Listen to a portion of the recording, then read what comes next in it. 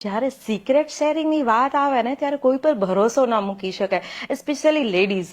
આજના જમાનામાં સૌથી મહત્વની વાત મને લાગે છે કે ટ્રસ્ટ છે. આજે વ્યક્તિ પાસે પૈસા હોય તો કાર લેવા માટે ઘણા બધા ઓપ્શન્સ છે. મને લાગ્યું કે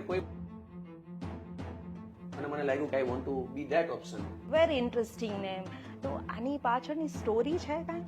દિલ સે દિલ તક વાળો કન્સેપ્ટ. ક્યારેય પણ આપણે કોઈ કામ કરતા હોય ને એની પાછળ એક રૂટ કોઝ હોય, ક્યાંક ઇન્સ્પિરેશન હોય. આ ઇન્સ્પિરેશન શું છે? તમારી ઇન્સ્પિરેશન શું છે? Science is my inspiration. મારા માતા પિતા પણ મારા માટે પ્રેરણાનો સ્ત્રોત છે. કયા ક્ષેત્રમાં કામ કરે છે અને કયા લોકો સાથે તમે સંપર્ક કરો છો? એક છત નીચે રહેતા કપલ લોનલી ફીલ કરી રહ્યા છે. 5 વર્ષના બાળકથી લઈ અને સિનિયર સિટીઝન સુધી તમામ લોકોના ક્વેશ્ચન સાંભળીને જ્યારે લક્ષ્મણજી મૂર્છિત થયા અને એમને જડીબુટ્ટીની જરૂર પડી ત્યારે ભગવાન રામે, મોટા સંતો પણ જ્યારે શારીરિક પીડાથી પીડાતા હોય ત્યારે એમને મેડિકલ ફેસિલિટી લેવી જ પડે છે. રાઈટ હોય છે. રામનો સેવક જ મેં રામદૂત અનુમાન. રાઈટ. સાયન્સ આપણને પૈસા આપી શકે, પ્રતિષ્ઠા આપી શકે, પદ આપી શકે. હું લોકો સાથે ડિસ્કસ કરું છું અને લોકોને એમનું સોલ્યુશન મળી જાય. ક્યારેય લોકોને જજ કરતા નથી. ડેફિનેટલી ધેટ કે right and wrong is the perfect perception of the particular person. આ પૃથ્વી પર બધાનું ઇન્ટેન્શન એક જ છે, everybody wants to be happy. હનીમૂનમાં ગયા સમયે કપલની મર્ડર હિસ્ટ્રી બને ત્યારે સંબંધો સમજણથી જ વધુ વિકસે છે. તો how you explain to your clients?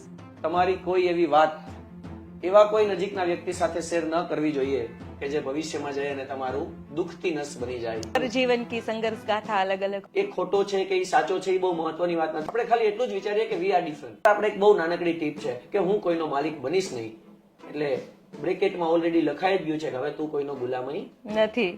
ની જનરેશન કઈ દિશામાં જઈ રહી છે, તમે એના માટે શું કહેશો? એટલી સમસ્યાઓ જેનજી સાથે છે એનાથી વધુ સમસ્યાઓ 30, 35, 40 વર્ષના પરણેલા લોકો. Welcome to Antarman. કેમ છો મિત્રો? તમારા માટે દર વખતે નવું ને દર વખતે અનુકૂળ. મારો પ્રયાસ તમને ગમે છે કે નહીં એ મને કેવી રીતે ખબર પડે? તો ચલો જલ્દીથી પહેલા સબસ્ક્રાઇબ કરો, બેલ આઇકન દબાવીને નોટિફિકેશન પણ ઓન કરી દો. આજનો ટોપિક બધા માટે છે. જો તમે પેરેન્ટ્સ છો, જો તમે સિનિયર સિટીઝન છો, જો તમે કોલેજ ગોઈંગ સ્ટુડન્ટ છો કે બાળક છો, દરેકને આ ટોપિક હાર્ટ ટચિંગ રહેશે. કારણ કે આજનો ટોપિક જ એવો છે. આજનો સમય સોશિયલ મીડિયાનો છે. આપણા સોશિયલ મીડિયા ઉપર હજારો ફ્રેન્ડ્સ હોઈ શકે, પણ એ ફ્રેન્ડ્સમાં આપણા નજીકના મિત્રો કેટલા? આપણે આપણા સિક્રેટ શેર કરી શકીએ એવી સેફ પ્લેસ કેટલી? ખરેખર આ વિચાર તમને ક્યારે આવ્યો છે? મને આજે આવ્યો. આ સિક્રેટ જો શેર કરવા માટે આપણને એક ખભો મળી જાય, એક સેફ પ્લેસ મળી જાય તો કેવું સારું. આ વિચાર વેસ્ટર્ન કન્સેપ્ચ્યુઅલ છે, પણ આપણામાંથી જ એક વ્યક્તિનો આવો વિચાર આવ્યો છે કે આવું કંઈક હોય, હું કોઈને એક સારો ખભો આપી શકું, હું કોઈને સિક્રેટ સાંભળી શકું અને એને સંભાળી પણ શકું. તો કેવું? હું કોઈના હૃદયના ઊંડાણમાં પડેલી વાતને સાંભળી પણ શકું અને એને સંભાળી પણ શકું. તો કેવું થાય? તમને વિચાર આવે છે ને કે આવું કોઈ હોય તો આપણે આપણા હૃદયની લાગણી ક્યાંક ઠાલવી શકીએ, હૃદયનો ભાર થોડોક ઓછો કરી શકીએ. આ વિચાર સૌરાષ્ટ્રમાં નહીં પણ ગુજરાતમાં ફર્સ્ટ ટાઈમ લઈને આવે છે heart to heart. Heart to હાર્ટના ફાઉન્ડર આજે એઝ અ ગેસ્ટ મારી સાથે છે. આપણે આ વિષય ઉપર વિસ્તૃત ચર્ચા કરીશું. હાર્ટ ટુ હાર્ટ શું છે, કયા ક્ષેત્રમાં કામ કરે છે, કોણ લોકો એનો સંપર્ક કરી શકે. હાર્ટ ટુ હાર્ટનો મેઇન કન્સેપ્ટ છે સ્પિરિચ્યુઆલિટી અને સાયન્સ. પણ સાયન્સ અને સ્પિરિચ્યુઆલિટી સાથે એ લોકો સિમ્પેથેટિક નહીં, એમ્પેથેટિક બનાવે છે. કંઈક અલગ, કંઈક નવું, કંઈક યુનિક. ખરેખર એવું છે કે જે તમારા હાર્ટને ટચ કરી જશે. તો સ્ટે ટ્યુન વિથ અસ અને welcome to our guest mister Pratik Patel. Thank you ma'am. Welcome પ્રતીકજી. પહેલા તો કેમ છો? અને હાર્ટ ટુ હાર્ટ માટે so many congratulations to you. I am very fine and thank you so much. Okay મિત્રો, પ્રતીક ભાઈને લગભગ 1.5 દાયકાનો આ ક્ષેત્રમાં એક્સપિરિયન્સ છે અને આટલી બધી રિસર્ચ કરેલી છે એની પાસે, એટલી બધી કેસ સ્ટડીઝ છે જેની આપણે આજે વિસ્તૃત ચર્ચા કરીશું. પ્રતીકજી, જે 1.5 દાયકાનો તમારો એક્સપિરિયન્સ છે એના માટે શું કહેશો? આ જર્ની કેવી રહી? આમ તો હાર્ટ ટુ હાર્ટની શરૂઆત 2 ફેબ 2011 જ્યારથી મેં એન્જિનિયરિંગ કોલેજમાં એક પ્રોફેસર તરીકે કારકિર્દી ચાલુ કરી ત્યારથી થઈ. My goal was to teach students. જેમ જેમ બાળકો સાથે રહેતા ગયા એમ મને એવું સમજાતું ગયું કે બાળકોના ક્વેશ્ચન કોઈ અલગ જગ્યાએ છે અને આપણે શોધી અલગ જગ્યાએ રહ્યા છીએ. 2000 up to 2012-13 it was up to students only. મને લાગતું હતું કે સ્ટુડન્ટ્સને ક્વેશ્ચન છે. જેમ જેમ જર્ની આગળ વધતી ગઈ 2015માં હું પોતે મારી લાઈફના કેટલાક અનુભવોમાંથી પસાર થયો. મને લાગ્યું કે દરેક માણસને એક જરૂર છે. આજે વ્યક્તિ પાસે પૈસા હોય તો કાર લેવા માટે ઘણા બધા ઓપ્શન્સ છે. એવી રીતે કપડાની બ્રાન્ડમાં હજારો ઓપ્શન્સ અવેલેબલ છે. વોચની બ્રાન્ડમાં બહુ બધા ઓપ્શન્સ છે. મને લાગ્યું કે કોઈ માણસને પોતાનું સિક્રેટ શેર કરવું છે, ક્યાંક એમને હળવું થવું છે, ક્યાંક એમને દિલ ખોલવું છે. તો મેં ખૂબ સર્ચ કર્યું પણ મને કોઈ ઓપ્શન મળ્યો નહીં અને મને લાગ્યું કે I want to be that option. અને દેન આઈ સ્ટાર્ટેડ માય ગોલ કે મને લાગે છે કે હું ત્યાં પહોંચીને કામ કરીશ. એટલે 2014-15 થી I was very concentrated on my goal કે હવે લાઈફમાં એક જ આજ કામ કરવું છે. આ જ કામ કરવું છે અને હાર્ટ ટુ હાર્ટ નામની એક બ્રાન્ડ બનાવી અને લોકોને સાંભળવા છે. પ્રશ્નો લઈને લોકો આવે, ક્યારેક મૂંઝાતા ચહેરે, ક્યારેક રોતા ચહેરે, પણ હસતા હસતા બહાર જાય એ હાર્ટ ટુ હાર્ટનો ગોલ છે. Okay, heart to heart, very interesting name. તો આની પાછળની સ્ટોરી છે કાંઈ? જનરલી એવું થતું હોય છે કે જ્યારે માણસ બીજા માણસને સાંભળવાની શરૂઆત કરે ત્યારે માણસ જજમેન્ટલ બની જતો હોય છે. એટલે જનરલી માણસ પોતાનું સિક્રેટ શેર કરી શકતો નથી. અને as a motivational speaker work કર્યું, હજારો આમ તો લાખો સ્ટુડન્ટ સુધી પહોંચ્યા પછી મને એક બીજી વસ્તુની જાણ થઈ કે માણસને ક્યાંક ક્યાંક પર્સનલ વાત કરવાની જરૂર છે. એટલે અમે હાર્ટ ટુ હાર્ટ નામ એટલા માટે રાખ્યું છે કે એક માણસ દિલથી બોલે દિલની વાતો અને બીજો માણસ એ જ દિલથી વાતો સાંભળે. રાઈટ. એટલે દિલ સે દિલ તક વાળો જે કન્સેપ્ટ છે એ તમે લાવ્યા છો. Heart to heart right. જે કન્સેપ્ટ છે ને તમારો એ like new to India, new to Gujarat. તો first is the pioneer brand તમારી બનશે હાર્ટ ટુ હાર્ટ. આના માટે કોઈ એક મોટિવ સેટ કરેલો છે? અમારો મોટિવ એક જ છે. મને લાગે છે કે આપણે સોશિયલ મીડિયા એજમાં આપણી પાસે ઘણી બધી માહિતીઓ આવી રહી છે. માહિતીઓનું એનાલિસિસ કરવું, માહિતીઓને ડાયજેસ્ટ કરવી દિમાગનું કામ છે. પણ કયા બેઝ પર કરવી અને એનો સોફ્ટવેર શું છે, એનો અલ્ગો શું છે એ સેટ કરવું જોઈએ. એટલે અમે સેકન્ડ લાસ્ટ સ્ટેજ પર અત્યારે કામ કરી રહ્યા છીએ. હજી અમારું ફાઇનલ સ્ટેજ એ છે કે we are going to construct a resort very soon કે જ્યાં more than 150 rooms will be available. માણસ સોલિટ્યુડમાં હોય અને પોતાની જાતને મળી શકે એવી વ્યવસ્થા ઊભી કરવી અમારું ફાઇનલ ગોલ છે. વાહ, ખૂબ સરસ. તમે આખું જે કન્સેપ્ચ્યુઅલ વર્ક કરો છો ને એ કન્સેપ્ટ મને બહુ ગમ્યો. જ્યારે આપણે કોઈ પણ કામ કરતા હોય એનું એક રૂટ કોઝ હોય, એક ઇન્સ્પિરેશન એની સાથે જોડાયેલી હોય. તો આ હાર્ટ ટુ હાર્ટ પાછળ તમારી ઇન્સ્પિરેશન શું છે? મારી ઇન્સ્પિરેશન 3 જગ્યાએ કોન્સન્ટ્રેટેડ છે. સૌથી પહેલું મને લાગે છે કે સાયન્સ ઇઝ માય ઇન્સ્પિરેશન. ઘણી બધી બુક સાયકોલોજીકલ વાંચી પછી મને સમજાયું કે માણસોના ક્વેશ્ચન ખરેખર ક્યાંથી ઉદ્ભવે છે અને આપણે કેવી રીતે એમને સોલ્વ કરી શકીએ. ગુરુકુળમાં અધ્યાત્મનો વિદ્યાર્થી રહ્યો છું અને ભારતભરના જાણીતા સંતો અમારા ગુરુકુળમાં હોય છે. ઘણા બધા સંતોની ખૂબ નિકટ રહ્યા પછી અને અમારે જોગી સ્વામી હતા ગુરુકુળના, જે તમે ભારતના સંત શિરોમણી પણ તેમને ગણી શકો. અમે એમને વચન સિદ્ધ જોગી સ્વામી કહેતા. એમની નિશ્રામાં રહ્યા પછી અધ્યાત્મનો વિકાસ થયો અને મારા માતા પિતા પણ મારા માટે પ્રેરણાનો સ્ત્રોત છે. Right. Always parents are the inspiration of a kid. હોય જ દરેકના લાઈફમાં પેરેન્ટ્સ છે ને એ એક પાથવે જેવું કામ કરે અને ત્યાંથી જ આપણી જર્ની સ્ટાર્ટ થાય છે. Good to go. એટલે બહુ સરસ કન્સેપ્ટ છે તમારો. ઓકે સર, તમે જે વાત કરો છો કે હાર્ટ ટુ હાર્ટ જે કન્સલ્ટન્સી તમે જે સ્ટાર્ટ કરવાના છો, આ નવો કન્સેપ્ટ તમે લઈ આવ્યા છો, પણ આનો બેઝ શું છે? Heart to heart mainly 2 pillar પર વર્ક કરવાની છે brand. First pillar is science. હું અને તમે આજે એક એસી સ્ટુડિયોમાં બેઠા છીએ, આપણું શૂટિંગ ચાલે છે અને કેમેરામેન મિત્રો આપણને yes, we are surrounded with science. મોટા સંતો પણ જ્યારે શારીરિક પીડાથી પીડાતા હોય ત્યારે એમને મેડિકલ ફેસિલિટી લેવી જ પડે છે. લેવો પડતો હોય છે. અને એ લોકો જ્યારે વિદેશ યાત્રાએ હોય ત્યારે એ લોકો પ્લેનનો સહારો પણ લેતા હોય છે. મને લાગે છે કે સાયન્સ જ્યારે ટોપ પર પહોંચે ત્યારે એ સ્પિરિટ બની જતું હોય છે. ખૂબ સરસ લાઈન છે તમારી કે સાયન્સ પીક ઉપર હોય ને ત્યારે સ્પિરિચ્યુઅલ બની જાય. એ જ સ્પિરિટ હોય છે. આપણે હું મારી લાઈફમાં જેટલા લોકોને જોયા છે ને વાંચ્યા છે એમાંથી જ્યારે આ વાત યાદ કરું ત્યારે કલામ સરનો ચહેરો અત્યારે પણ મારા દિમાગમાં અને મારી આંખોની સામે છે કે એક માણસ જે સાયન્સને જીવીને સ્પિરિચ્યુઅલિટીની ટોપ પર પહોંચે. એટલે એક બેઝ સાયન્સ છે જેનાથી આપણે તમામ લોકોના ક્વેશ્ચનને સોલ્વ કરવાનો પ્રયાસ કરી શકીએ છીએ. સર, એક સ્પિરિચ્યુઅલ અને સાયન્સ બંનેનું કમ્બાઇન્ડ એક એક્ઝામ્પલ આપશો? મને લાગે છે કે ભારતીય સંસ્કૃતિની જ્યારે આપણે વાત કરી રહ્યા હોઈએ ત્યારે હનુમાનજી સાયન્સ અને સ્પિરિચ્યુઆલિટીનું ઉચ્ચતમ શિખર કહી શકાય. કેમ કે હનુમાનજી આટલી શક્તિ સાથે જેનામાં વિનમ્રતા છે, જ્યારે એ માતા જાનકીને મળવા જાય છે અને પહેલી વખત અશોક વાટિકામાં માતા જાનકીને મળે છે ત્યારે માતા જાનકી એમને પૂછે છે આપ કોણ? ત્યારે હનુમાનજી ઘણું બધું ઇન્ટ્રોડક્શન આપી શકતા હતા કે હું પવન પુત્ર છું, હું શક્તિશાળી છું, કે આ રાજાનો છોકરો છે. એવા ઘણા બધા એ એક્ઝામ્પલ આપી શકતા હતા, પણ એમને કીધું માતા રામનો સેવક જાનકી છું. મેં રામદૂત હનુમાન. રાઈટ. માતા જાનકી હું રામનો દૂત હનુમાન છું.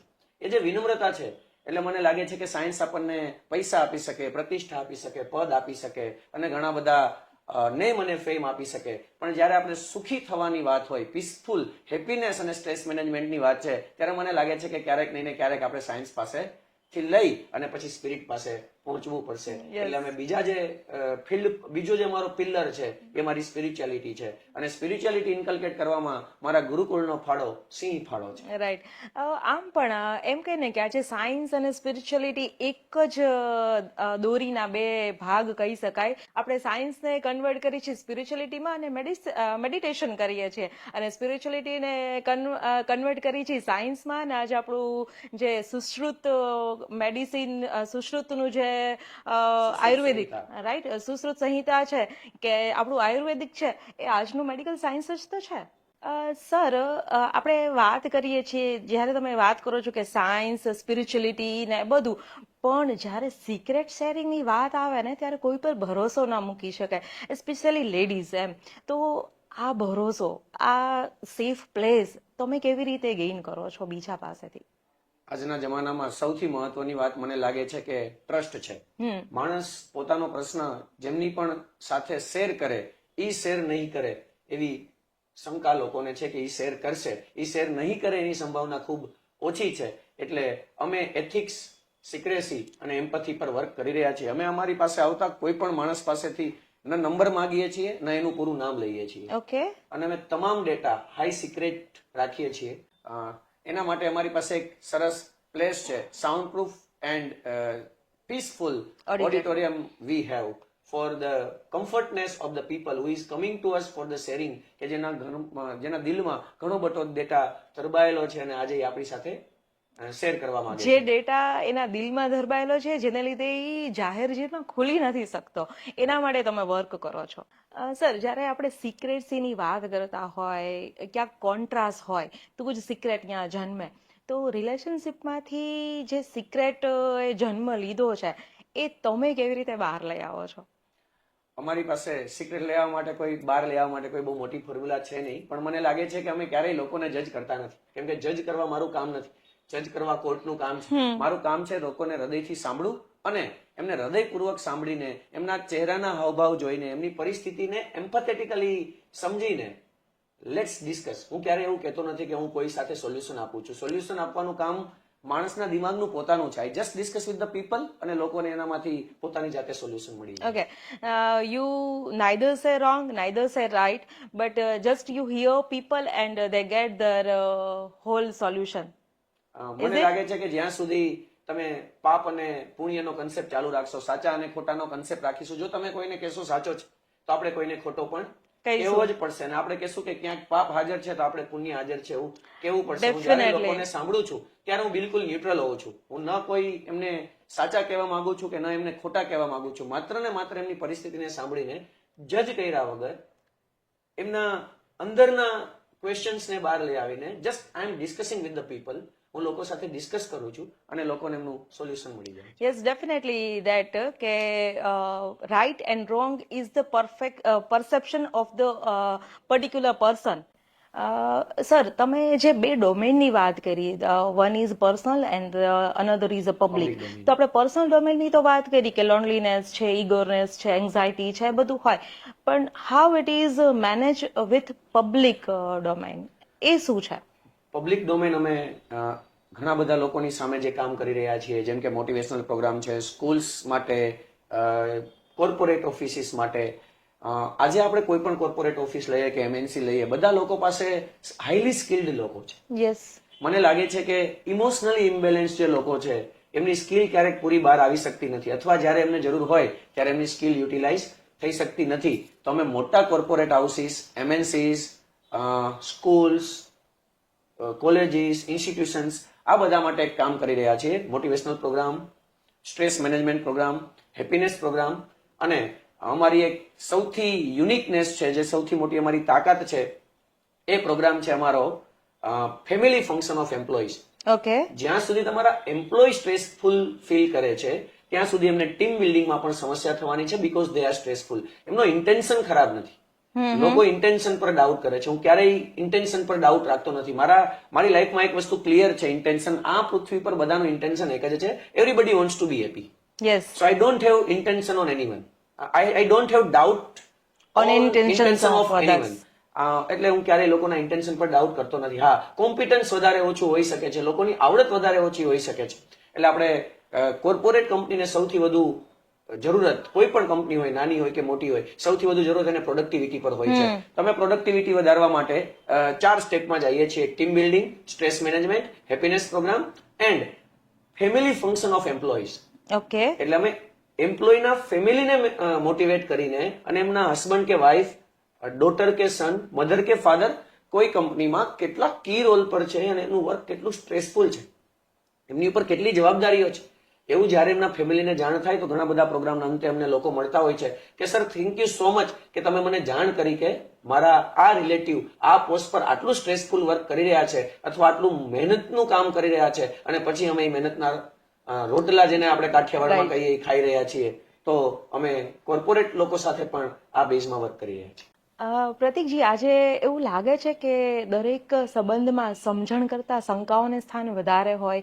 તમારી પાસે આટલી બધી એક્સપિરિયન્સની વાસ્ટ જર્ની છે, આટલા બધા લોકોને તમે મળ્યા છો, પબ્લિક એઝ કોર્પોરેટ બંનેમાં, તો સમજણ કરતા શંકાઓ વધારે સંબંધમાં જણાય છે? મને લાગે છે કે આજે દરેક માણસ ક્યાંક અને ક્યાંક મીડિયા ઇફેક્ટમાં છે. સોશિયલ મીડિયા હોય, પ્રિન્ટ મીડિયા હોય, રોજ નવા નવા સમાચારો બની રહ્યા છે. આમ તો હું ટીચર છું, સ્કૂલ ચલાવું છું, એટલે ઘણી બધી વખત ટીચર્સ મારી સાથે શેર કરતા હોય છે કે સર, આજે આ ઘટના બની છે અને આખા દેશમાં ઉહાપોહ થાય છે. મને લાગે છે કે આપણે જે લેવલ પર આપણું દિમાગ પહોંચી ચૂક્યું છે એ લેવલ પર એટલી સંભાવના અથવા એટલી ડેન્જરસ સિચ્યુએશન છે નહીં. અચ્છા. દેશના કોઈ ખૂણે નાની એક ઘટના બને અને આખા દેશમાં વાયરલ થાય, અને પછી આપણે આખા દેશના ટીનેજરને કે આખા દેશના યુવાનોને કે આખા દેશના વૃદ્ધોને એના માટે બ્લેમ કરીએ, મને લાગે છે કે એ બરાબર પરિસ્થિતિ નથી. ભૂતકાળમાં પણ આ પરિસ્થિતિઓ હતી જ, પણ પ્રિન્ટ મીડિયા અને સોશિયલ મીડિયાના અભાવે લોકો સુધી પહોંચતી નહોતી. એટલો બધો નહોતો બનતો. એટલે હવે એ કેઓસ થઈ રહ્યો છે, કેમ કે લોકો સુધી તમામ માહિતી પહોંચી રહી છે, અને જ્યારે મીડિયામાંથી માહિતી પહોંચે ત્યારે માણસ એના પર સતત વિચાર કરતો હોય છે. એટલે ક્યાંક બ્લુ બેરલની ઘટના બને કે ક્યાંક હનીમૂનમાં ગયા સમયે કપલની મર્ડર હિસ્ટ્રી બને, ત્યારે યુવાનો ખૂબ ટેન્શનમાં હોય છે અને જાજા ભાગે સમજણનું સ્થાન શંકા લેતી હોય છે. પણ 140 કરોડમાંથી એવા 2-5 કેસથી બધાને ઇન્ફ્લુઅન્સ થવાની જરૂર નથી, એમાં કેઓસ કરીને બધાને ઇન્વોલ્વ થવાની જરૂર નથી, જેથી કરીને આપણે સ્ટેબલ લાઈફ જીવી શકીએ. કંટ્રોલ ઓન ઇમોશન, આ બોલતા જ મને એવું લાગે છે કે આ હાર્ટ ટુ હાર્ટની જ લાઈન હોઈ શકે. મેં જયારે લખ્યું ત્યારે મને એવું થયું હતું કે આ હાર્ટ ટુ હાર્ટ માટે જ આ શબ્દો સર્જાણા છે. તો કહીએ ને કે control on emotion is the blessing than any other else. તો how you explain to your clients? હું મારા ક્લાયન્ટ સાથે એક જ વાત કરું છું મેમ, કે શાંતચિત્ત દરેક લડાઈનું બ્રહ્માસ્ત્ર છે. તમારે કોઈ પણ લડાઈ જીતવી હોય તો જે મગજે ક્વેશ્ચન ઉભો કર્યો છે, જે વિચારો સાથે, એ જ વિચારો સાથે એ જ મગજ ક્યારેય એ ક્વેશ્ચન સોલ્વ કરી શકે નહીં. એટલે સૌ પ્રથમ શાંત થવું જરૂરી છે. મારું પ્રતિબિંબ પણ પાણીમાં જોવું હોય ને તો પાણીને શાંત હોવું જરૂરી છે. જ્યારે હું મને જોવા માંગતો હોય ત્યારે મારું દિમાગ સ્થિર હોવું જરૂરી છે. એટલે ઇમોશન અપ ડાઉન થયા રાખે. ક્યારેય આપણે ઇમોશનને કંટ્રોલ ન કરી શકીએ, પણ ઇમોશનને ઓબ્ઝર્વ ચોક્કસ કરી શકીએ ડિટેચ થઈને. જે આપણને ગીતાનો સાર, મારી પાસે જેટલા લોકો આવે અને ક્યારેક મને ન સમજાય કે હું કોઈ જગ્યાએ ફસાયો છું, ત્યારે હું ઘણી બધી બુક રીફર કરતો હોઉં છું, મારા જૂના અનુભવોમાંથી જતો હોઉં છું. પણ આજ સુધીનો રેકોર્ડ છે કે મને ન સમજાયું હોય અને મેં ગીતાજીમાંથી એ જવાબ શોધ્યો હોય અને મને ન મળ્યો હોય. એટલે ગીતાજીમાં જે ફાઇનલ ટેગલાઇન છે કે આપણે કર્મથી આપણને ડિટેચ કરીને આપણે દરેક વસ્તુમાં દરેક જગ્યાએ અટેચ થઈને પ્રેમ અને મોહ વચ્ચેનો જે ડિફરન્સ છે એ આપણે સમજવો જોશે, જેથી કરીને આપણે ઇમોશનલી બેલેન્સ રહી શકીએ અને ઇમોશનલી બેલેન્સ રહી શકીએ તો જ ઘણા બધા ક્વેશ્ચનના સોલ્યુશન્સ અને આન્સર્સ આપણે સારી રીતે શોધી શકીએ. Definitely marvellous. આ જે થોટ છે ને એ જ એવો છે કે તમે આટલું કહો તો સામેવાળી વ્યક્તિ કન્વિન્સ એમ ફ્લેટ થઈ જાય કે મને મારા દરેક આન્સરનો જવાબ અહીંથી મળી જશે. રાઈટ, સો કન્વિન્સિંગ. આજે સોશિયલ મીડિયાના જમાનામાં છે ને we have millions and billions of friends, right, but we don't have the support system that we need. તો આ સપોર્ટ સિસ્ટમ ક્રિએટ કરવા માટે તમે લાઈક તમે તો છો જ, પણ તમે બીજાને શું સલાહ આપો છો કે તમારે તમારી કોમન લાઈફમાં આ સપોર્ટ સિસ્ટમ કેવી રીતે ક્રિએટ કરી શકાય? સપોર્ટ સિસ્ટમ ક્રિએટ કરવા માટે મને ચાણક્યજીનું એક વિધાન યાદ આવે છે કે તમારે તમારી કોઈ એવી વાત એવા કોઈ નજીકના વ્યક્તિ સાથે શેર ન કરવી જોઈએ કે જે ભવિષ્યમાં જઈ અને તમારું દુખતી નસ બની જાય, જે તમારો વીક પોઈન્ટ બની જાય. એટલે હું ઘણા બધા લોકોને કહું છું કે જ્યારે આપણે શેર કરવાનું થાય ત્યારે આપણે યોગ્ય માણસ શોધવો જોઈએ, જે સાંભળી પણ શકે, સમજી પણ શકે અને જરૂર પડે ત્યાં આપણને ગાઈડ પણ કરી શકે. અને ગાઈડ કરવા માટે મેં તમને કીધું એમ કે સાયન્સ અને સ્પિરિચ્યુઆલિટી એનાથી ઉપર બંનેનું બ્રિજ બનાવવું છે. બ્રિજ બનાવો એટલે એ મારા વિચારોમાં છે કે આપણે આ બ્રિજથી માણસનું સોલ્યુશન શોધી શકીએ છીએ. ડુ યુ ફીલ ધેટ કે અત્યારે જે સ્ટ્રેસ લેવલ છે એ એક્સ્ટ્રીમ પોઈન્ટ ઉપર છે? હું એવું નથી માનતો.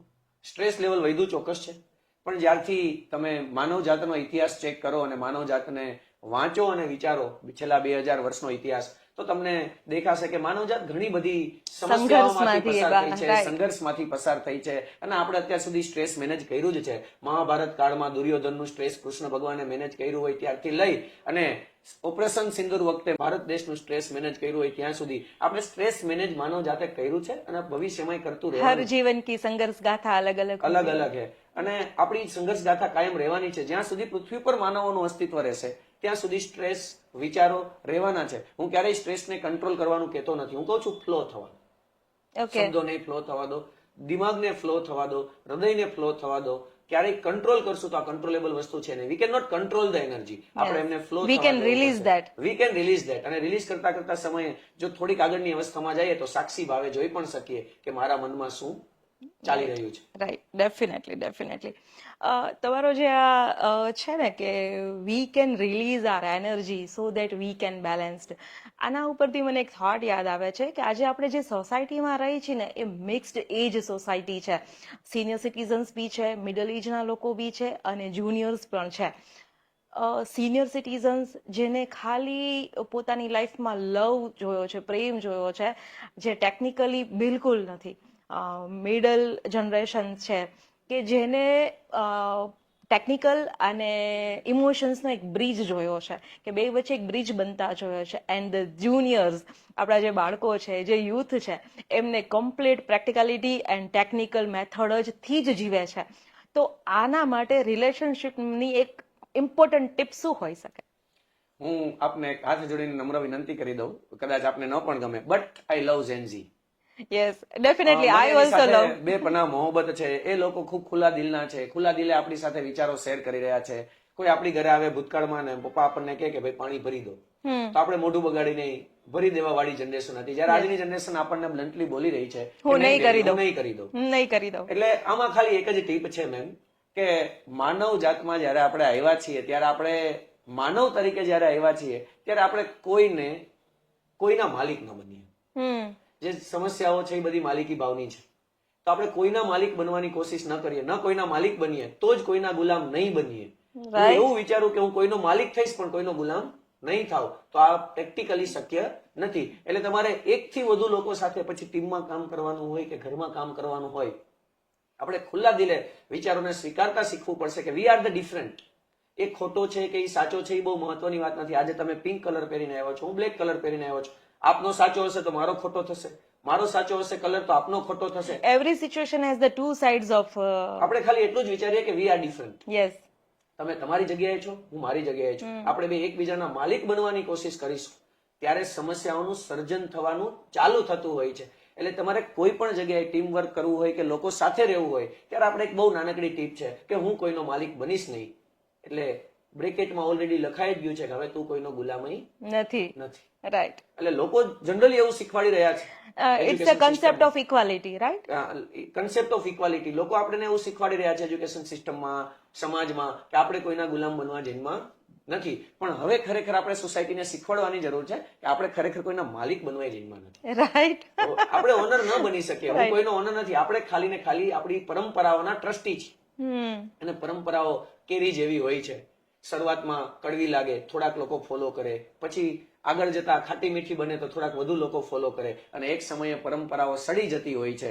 તો આપણે એનાલિસિસ કરીને જેની જરૂર નથી એવી ખોટી વાતોને દૂર કરશું તો બની શકે કે આપણે ઝેનઝીને ફરીથી પોતાની સાથે લઈ આવી શકીએ. આઈ લવ ઝેનઝી. પ્રતીકજી, તમે જે વાત કરો છો ને, જેનઝી યુથ, ઇવન ભારતની સળગતી સમસ્યા રિલેશનશિપમાં બ્રેકઅપ્સ થવા, વધુ ને વધુ ડાયવોર્સ થવા. આની પહેલાનો એક મેં પોડકાસ્ટ કરેલો ને, એ એસ્ટ્રોલોજર સાથે હતો. તો એમને એવું કીધું કે 2026માં મેક્સિમમ ડાયવોર્સ થશે અને 30% થી આ કેસ રાઇઝ થવાના છે. ઇટ્સ અ પ્રેડિક્શન, બટ જો આપણે એને સાચું માનીને ચાલીએ તો આજની જનરેશન કઈ દિશામાં જઈ રહી છે? તમે એના માટે શું કહેશો? બ્રેકઅપ વિશે આપણે જાજુ ન કહી શકીએ, પણ મને ખબર છે કે દુનિયામાં કોઈ પણ મહાન સર્જન થતું હોય તો એ ઉર્જાથી થતું હોય છે, આવું મારું માનવું છે.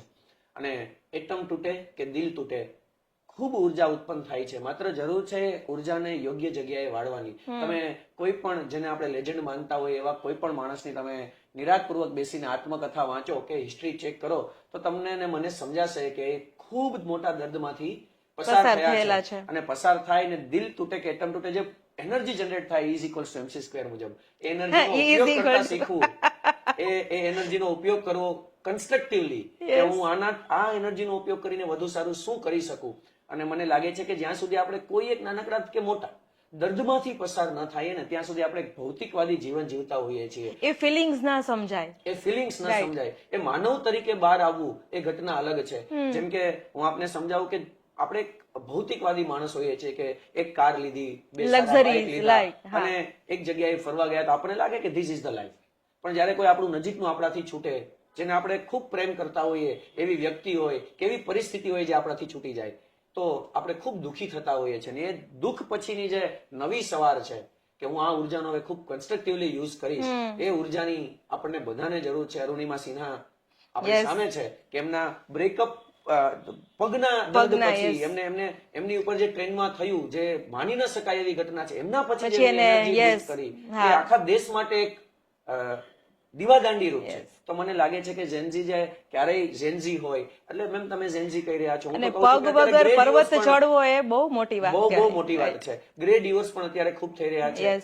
જેટલી સમસ્યાઓ ઝેનઝી સાથે છે એનાથી વધુ સમસ્યાઓ 30, 35, 40 વર્ષના પરણેલા લોકો, સિનિયર સિટીઝન્સ જે આજે વધુ ક્યાંક એકલતા અનુભવી રહ્યા છે, ક્યાંક વધુ દર્દ અનુભવી રહ્યા છે, એમનું દર્દ પણ આપણે સાંભળવાની જરૂર છે અને એનો આપણે કન્સ્ટ્રક્ટિવલી ઉપયોગ કરવો છે. Right, right. તમે જે સંબંધોની વાત કરી, સંબંધોમાં લાગણી અને દર્દની વાત કરીને, તો મને એક વાત અહીંયા પૂછવાની ઈચ્છા થાય છે કે આપણે જે સમાજમાં રહી છીએ, ભારતની જે વ્યવસ્થામાં રહી છીએ ને, એ દરેક વ્યક્તિ એક સંબંધના તાણાવાણામાં જોડાયેલો છે. ઇન માય ઓપિનિયન કે દરેક સંબંધમાંથી આપણે છૂટા પડી શકાય. લાઈક મિત્રો સાથે ન ફાવે તો ઇટ્સ ઓકે, આપણે અહીંથી ઓવર કરી શકીએ. પતિ પત્નીને નથી ફાવતું તો ડાયવોર્સ થઈ શકે છે. બટ એક સંબંધ એવો છે કે જ્યાંથી આપણે ક્યારેય આપણા હાથ ઊંચા ન કરી શકીએ, અને એ છે પેરેન્ટ્સ અને કિડ્સનો. તમે શું વિચારો છો? મને લાગે છે કે પૃથ્વી ઉપર જન્મ લેતું દરેક બાળક એ બાબતની ગવાહી પૂરી રહ્યું છે કે કુદરતને માનવજાતમાં હજી ખૂબ ભરોસો છે. અને દરેક જન્મ લેતું નવું બાળક એવું સાબિત કરે છે કુદરતને અહીંયા આવવાની જરૂર નથી. અને જે નવું જન્મ લેતું બાળક છે એમની બનાવેલી સુંદર પૃથ્વીને હજી વધુ સારી રીતે સુંદર બનાવવાના પ્રયત્નોમાં છે. બાળકોની જયારે વાત કરીએ એટલે જયારે માતા પિતા બનવું એ જિંદગીના સૌથી સુખદ અહેસાસોમાંથી એક હોય છે. બાયોલોજીકલ પેરેન્ટ બનવું અને મેન્ટલ પેરેન્ટ બનવું, આજે એ બે અલગ અલગ ડિફરન્ટ ઘટના છે. હું આપની સાથે એક વાત શેર કરવા માંગુ છું. સિક્રેસી અમારો બેઇસ છે એટલે હું ક્યારેય કોઈ લોકોના નામ રિલીઝ કરતો નથી. પણ ગુજરાતના જાણીતા ડોક્ટર કપલની એક દીકરી રાતે જાગી જાય અને ભૂત આવ્યું એવી રાડો પાડે.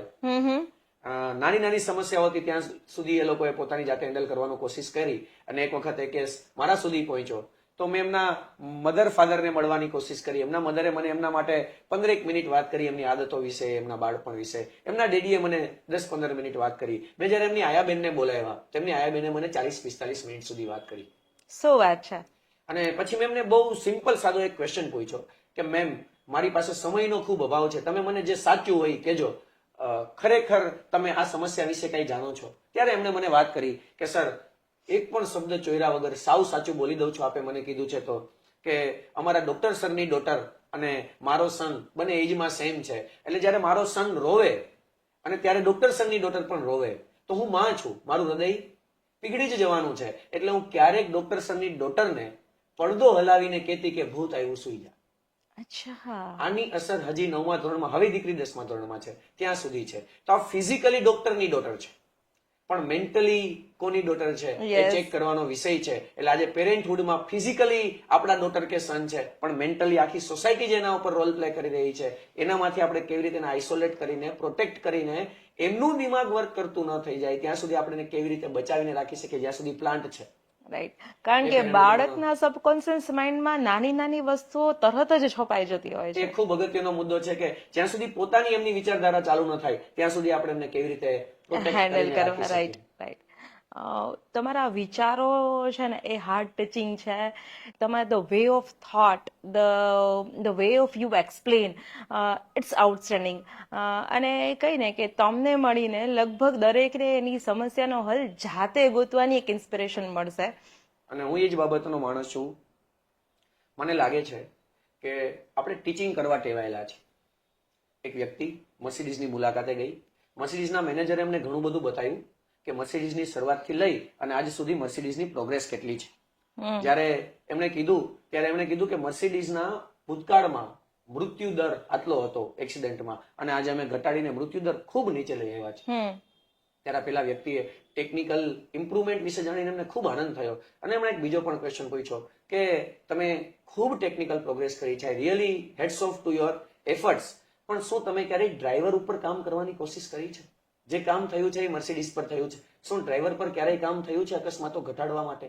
તો મને લાગે છે કે આપણે જ્યારે બાળકો પર બધું કામ કરી રહ્યા છીએ ત્યારે ક્યાંક ને ક્યાંક પેરેન્ટ પર પણ કામ કરવાની જરૂર છે. કે પેરેન્ટહુડ માટે આપણે વાત કરીએ, જ્યારે ભારતમાં સંયુક્ત કુટુંબનો કન્સેપ્ટ હતો ત્યારે દાદા દાદીઓ સંભાળી લેતા, એમની સ્ટોરીઝ, એમની ધીરજ, એમની પાસે સમયની પણ અનુકૂળતા હોય, શરીરની પણ અનુકૂળતા હોય. હવે આજે યુવાન પેઢી કામમાં છે, ઘણા બધા એમને બીજા ટાર્ગેટ પણ પૂરા કરવાના છે, તો ક્યાંક ક્યાંક મને લાગે છે કે હવે પેરેન્ટહુડ માટે આપણે જાગૃત થવાની જરૂર છે.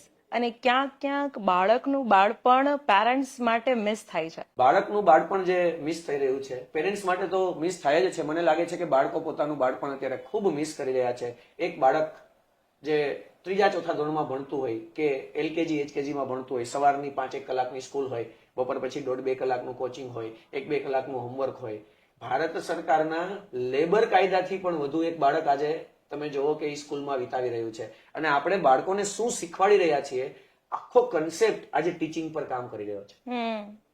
હવે બહુ નજીકના ફ્યુચરમાં મને લાગે છે કે 1.5-2 વર્ષની અંદર મારું સ્વપ્ન છે કે હું ટીચિંગ પર કોઈ કામ ન કરું. અત્યાર સુધી સિસ્ટમમાં જે કામ થયું છે એ ટીચિંગ પર થયું છે. મારું ખાલી એક જ ગોલ છે કે હું લર્નિંગ પર કામ કરું. મારે ત્યાં આવતા માણસને સમજાવું કે learning is more IMP than teaching. હું તો તમારી સાથે ક્યાં સુધી હોઈ શકું, 10 મિનિટ, 15 મિનિટ, 2 કલાક, કોઈ દિવસ કોલમાં અને મેસેજમાં તમારી ઇમરજન્સી છે, આઈ વિલ આન્સર યુ, પણ તમારો સોલ, તમારો સ્પિરિટ લાઈફ ટાઈમ તમારી સાથે છે. એને જેટલું મજબૂત બનાવીએ કે જે પરિસ્થિતિમાંથી આપમેળે શીખી અને આગળ વધતું થઈ જાય. અને આપણે માનવ જાતના સંતાનો છીએ, માનવનું સ્પિરિટ ખૂબ મજબૂત હોય એ જ માનવ બને. એટલે આપણી પાસે ખૂબ તાકાતવાન હીરો છે. ક્યાંક નાનકડી એવી ધૂળની પરખ છે જે હટાવી દેશું અને ફરીથી આપણે જે પૂર્ણ માનવ છીએ એ બનવાની પરંપરામાં આગળ વધશું. ખૂબ સરસ વિચારો સાથે તમે હાર્ટ ટુ હાર્ટનો કન્સેપ્ટ લઈ આવ્યા છો, જેમાં દરેક એજના સવાલને જવાબ છે, દરેક એજના લોકોને એમ્પથી છે. પેરેન્ટહુડ માટે તો heads of to your thought and heads of the legacy you કેરી. મિત્રો, પેરેન્ટિંગ છે ને એ એક એવો સબ્જેક્ટ છે ને કે જેટલું ભણો એટલું ઓછું, અને દરેક પેરેન્ટ્સના અનુભવો અલગ અલગ હોય છે. જો તમને એવું લાગતું હોય કે તમારે તમારા બાળક વિશે કંઈક વધારે જાણવું છે, તમારે તમારા બાળકની ક્ષમતાઓ વિશે વધારે એક્સપ્લોર કરવું છે, તો ધીસ ઇઝ ધ થિંગ. અહીંયા તમને તમારી સાચી સમસ્યાનો હલ મળી જશે. ફર્સ્ટ થિંગ ઇઝ દેટ કે દરેક બાળક અલગ હોય છે ને દરેક બાળકની ક્ષમતાઓ અલગ અલગ હોય છે. દરેક પેરેન્ટની થોટ પ્રોસેસ અલગ હોય છે, અને દરેક પેરેન્ટ પોતાના બાળક વિશે કંઈક અલગ ડ્રીમ્સ લઈને જીવતા હોય છે. બટ એટલું યાદ રાખવું જરૂરી છે કે બાળકના પણ પોતાના ડ્રીમ્સ હોય છે. સો બંનેના ડ્રીમ્સને જો બ્રિજ બનાવીને એક સારું કેરિયર તમારે એમ બિલ્ડઅપ કરવું હોય તો તમારે હાર્ટ ટુ હાર્ટની કન્સલ્ટન્સી લેવી ફરજિયાત છે. જે કન્સેપ્ટથી તમે હાર્ટ ટુ હાર્ટ લઈ આવ્યા છો, ઇટ્સ માર્વેલસ. હું તો કહે ને કે મને તો બહુ જ ગમ્યું. મારા ફેમિલી ફ્રેન્ડ્સ બધાને કહીશ કે એકવાર મુલાકાત લેવા જેવી છે. પણ અહીંયા એક બીજો પ્રશ્ન આવે છે કે કઈ એજના લોકો તમને કોન્ટેક્ટ કરી શકે, કઈ ઇન્સ્ટિટ્યૂટના લોકો તમને કોન્ટેક્ટ કરી શકે. કોર્પોરેટ્સમાંથી પણ જો તમને કોઈને કોન્ટેક્ટ કરવો હોય તો તમારી કોન્ટેક્ટ ડિટેલ્સ અને સોશિયલ મીડિયા હેન્ડલ્સ પર તમે અવેલેબલ છો? 5 વર્ષથી લઈ અને સિનિયર સિટીઝન સુધી, અને નાના બિઝનેસથી લઈ અને જાયન્ટ કોર્પોરેટ હાઉસ સુધી પહોંચવાની અમારી નેમ છે. અને અમે 2030 સુધીમાં ભારતમાં સૌથી જાણીતી બ્રાન્ડ બનવા તરફ આગળ જઈ રહ્યા આઈ વિશ ધેટ. એવો મને ભરોસો છે. Thank you ma'am.